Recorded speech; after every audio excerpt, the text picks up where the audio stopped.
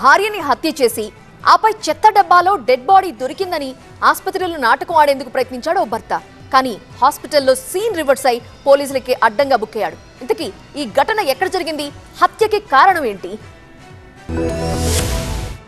హైదరాబాద్ ఆసిఫ్ నగర్ లో దారుణం చోటు చేసుకుంది. భార్యపై అనుమానంతో కత్తితో దాడి చేసి చంపేశాడు భర్త హసన్. ఈ ఘటన హైదరాబాద్ పాత బస్తీలో కలకలం రేపింది. ఆసిఫ్ నగర్ లో ఉంటున్న మహమ్మద్ హసన్, అస్మా బేగం భార్యాభర్తలు కాగా తన భార్య అస్మా బేగంపై అనుమానం పెంచుకుని నిత్యం వేధించేవాడు. వేరే వారితో వివాహేతర సంబంధం పెట్టుకుందని గొడవ పెట్టుకునేవాడు. ఈ క్రమంలోనే అస్మా బేగంను కత్తితో పొడిచి హత్య చేశాడు. ఆ తర్వాత మృతదేహాన్ని తీసుకుని ఉస్మానియా ఆసుపత్రికి వెళ్లాడు. అయితే ఉస్మానియా ఆసుపత్రిలోని సెక్యూరిటీ సిబ్బంది అడ్డుకుని మృతదేహం గురించి అడగడంతో చెత్త డబ్బాలో దొరికిందని చెప్పాడు. అతని ప్రవర్తనలో మార్పుతో అనుమానం వచ్చిన సెక్యూరిటీ గార్డ్స్ పోలీసులకు సమాచారం అందించారు. వెంటనే సంఘటనా స్థలానికి చేరుకున్న పోలీసులు నిందితుడిని అదుపులోకి తీసుకుని విచారించగా అసలు విషయం బయటపడింది. పోలీసుల విచారణలో భార్యను తానే హత్య చేసినట్లు ఒప్పుకున్నాడు. పోలీసులు ప్రశ్నించడంతో మరికొన్ని విషయాలు వెల్లడించాడు నిందితుడు.